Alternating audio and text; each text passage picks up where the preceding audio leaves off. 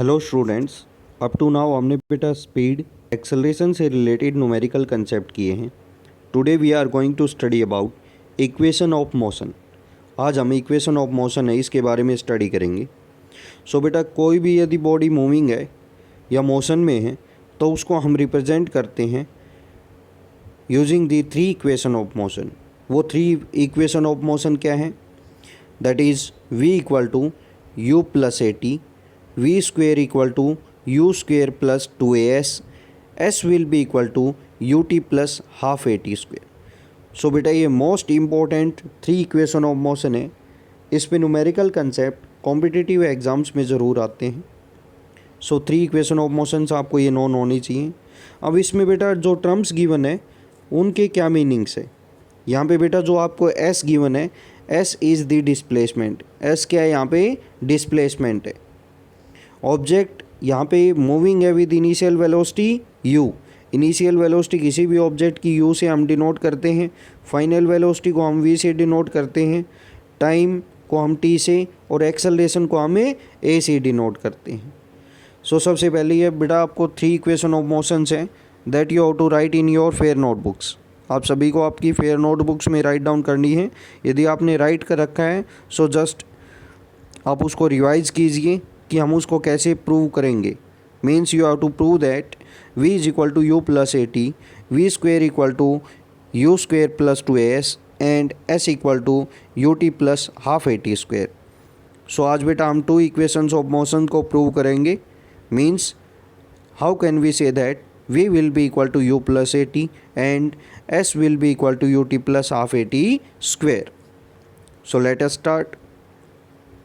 We know that acceleration will be denoted by a will be equal to change in velocity upon time taken। जो acceleration होती है वो change in velocity upon में time होती है। change in velocity क्या होगी बेटा?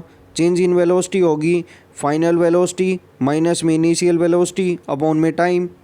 तो बेटा यदि फाइनल वेलोसिटी मान लो हमारे पास v है, इनिशियल वेलोसिटी u है, तो फाइनल माइनस इनिशियल अपॉन में टाइम, और ये किसके इक्वल होता है? ये इक्वल होता है बेटा एक्सेलरेशन के। तो जस्ट ओनली हमने यही किया, acceleration will be equal to होगा final velocity minus initial velocity upon time taken. Final velocity हमने v कंसिडर कर ली, इनिशियल वेलोसिटी u से डिनोट किया, टाइम को हमने t से। तो ये टोटल डिफरेंस किसके इक्वल आ गया? a के इक्वल आ गया। तो इस इक्वेशंस को हम सोल्व करेंगे। t यहाँ पे जाके एक्सेलरेशन से मल्टीप्लाई होगा, मींस ए टी किसके इक्वल आ गया? v minus you. तो बेटा यहाँ से हम v को लेफ़्ट हैंड साइड लेके जाएंगे यहाँ पे।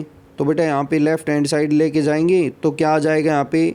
A t minus v equal to minus का u। तो अब यहाँ से बेटा देखिए minus v as it is यहाँ पे रह गया और ए टी को हम राइट हैंड साइड में लेके गए। तो राइट हैंड साइड में लेके जाएंगे तो minus v equal to minus का u और माइनस का क्या हो जाएगा? ए टी, क्योंकि यहाँ पे प्लस का था, राइट हैंड साइड में जाएगा तो किसका हो जाएगा? माइनस का। मीन्स इस इक्वेशन को हम यहाँ से सोल्व करके we can easily find out v equal to u plus a t. That is the first equation of motion. तो हमने यहाँ पे फर्स्ट इक्वेशन ऑफ मोशन है उसको प्रूव कर दिया है कि v इक्वल टू किसके इक्वल होता है? u plus a t. तो जस्ट ओनली इस इक्वेशन को प्रूव करने के लिए सिंपल सा कंसेप्ट यूज़ करेंगे। एक्सेलरेशन के फॉर्मूले को आप यूज़ करेंगे, क्रॉस मल्टीप्लाई करेंगे। तो क्रॉस मल्टीप्लाई करने के बाद आपके पास आ जाएगा a t equal to v minus u. यहाँ से v को एक साइड में भी आप रख सकते हैं और u को राइट साइड में ले जाएंगे तो आपके पास आ जाएगा v is equal to u plus a t. That's it. That is the prove related to first equation of motion. तो बेटा ये आपको पहले रफ नोटबुक में प्रैक्टिस करके देखना है। After that you have to write in fair notebooks. Next one we are going to prove the next equation of motion that is s equal to u t plus half a t square. तो बेटा हमें prove करना है s किसके equal होता है? Distance travel by the object या displacement travel by the object equal to होती है u t plus half a t square. So बेटा इसके लिए हमें कुछ न्यूमेरिकल कंसेप्ट आपको याद रखने हैं। वेलोसिटी किसके इक्वल होता है बेटा? वेलोसिटी इक्वल होता है डिस्प्लेसमेंट अपॉन टाइम। तो बेटा यहाँ से डिस्प्लेसमेंट की वैल्यू यदि आप निकालेंगे तो वो क्या हो जाएगी? वेलोसिटी इनटू टाइम हो जाएगी। तो displacement equal to velocity into time आ गया। सो डिस्प्लेसमेंट को जनरली आप राइट कर सकते हैं velocity into time, but velocity constant नहीं है। मींस वेलोसिटी या तो किसी ऑब्जेक्ट की इंक्रीज़ हो रही है या उस ऑब्जेक्ट की वेलोसिटी डिक्रीज़ होने लग रही है। तो उस केस में हम यहाँ पे वेलोसिटी को यूज़ ना करके हम वहाँ पे एक न्यू टर्म को यूज़ करते हैं, that is known as average velocity. कौन सी यूज़ करेंगे बेटा यहाँ पे? Average velocity. तो एवरेज वेलोसिटी क्या होगी? टोटल डिस्प्लेसमेंट अपॉन में टोटल टाइम। एवरेज वेलोसिटी क्या होती है? टोटल डिस्प्लेसमेंट अपॉन में टोटल टाइम। या आप कह सकते हैं एवरेज वेलोसिटी का हमारे पास एक फॉर्मूला और भी आता है कि एवरेज वेलोसिटी किसके इक्वल आएगी? इनिशियल वेलोसिटी प्लस में फाइनल वेलोसिटी अपॉन में 2। सो हमने क्या फॉर्मूला देखा था बेटा पहले? डिस्प्लेसमेंट इक्वल टू, हमारे पास यहाँ पे आया था कि डिस्प्लेसमेंट इक्वल टू होता है velocity into time. But object की वेलोसिटी यदि यूनिफॉर्म नहीं है, कांस्टेंट नहीं है, इंक्रीज़ और डिक्रीज़ हो रही है, तो क्या राइट करेंगे वेलोसिटी की जगह? यहाँ पे हम एवरेज वेलोसिटी राइट डाउन करेंगे। तो जस्ट वही हमने किया है। यहाँ पे displacement equal to velocity into time था और अब हमने क्या प्लेस कर दिया? Displacement equal to average velocity into time. Average velocity का फॉर्मूला होता है कि जो ऑब्जेक्ट है उसकी इनिशियल वेलोसिटी और फाइनल वेलोसिटी को ऐड कर दो और 2 से डिवाइड कर दो। तो किसका फॉर्मूला आ गया हमारे पास यहाँ पे? एवरेज वेलोसिटी का। तो एवरेज वेलोसिटी का हमने फॉर्मूला राइट डाउन कर दिया यहाँ पे, और किस से मल्टीप्लाई? अप साइड में टाइम से मल्टीप्लाई था तो यहाँ पे भी टाइम से मल्टीप्लाई कर दिया। डिस्प्लेसमेंट को हमें ऐसे डिनोट कर दिया, इनिशियल वेलोसिटी u है, फाइनल वेलोसिटी v है, डिवाइडेड बाई क्या है बेटा यहाँ पे? 2। इनटू में टाइम को हमने t से डिनोट कर दिया। मींस डिस्प्लेसमेंट इक्वल टू आ गया initial plus final velocity divided by 2 into में time. First equation of motion जो हमने अभी प्रूव किया था उससे हमारे पास आया था कि v इक्वल टू किसके होता है? u plus a t. तो हम क्या करेंगे, यहाँ पे जो v की वैल्यू है यहाँ पे क्या पुट कर सकते हैं? आप u प्लस ए टी को प्लेस कर दीजिए। तो जस्ट ओनली आपको जो ये इक्वेशन हम मान लेते हैं, ये इक्वेशन हमारे पास 1 है। इस इक्वेशन में हम जस्ट ओनली v की वैल्यू को पुट करेंगे।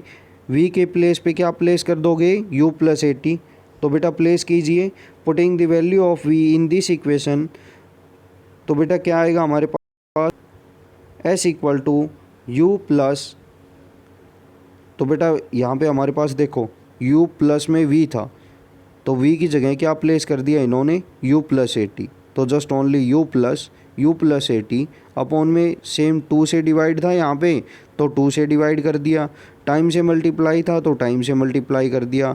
इसको सोल्व करेंगे तो u प्लस u क्या हो जाएगा? 2u हो जाएगा, प्लस में 80 डिवाइडेड बाई 2 इंटू में टाइम।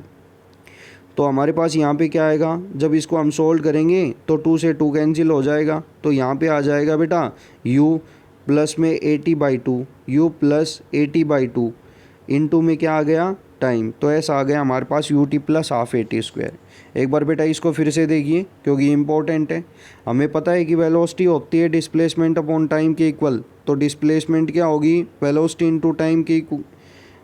टाइम से हम क्या करेंगे? वेलोसिटी इनटू टाइम का मल्टीप्लाई करते हैं।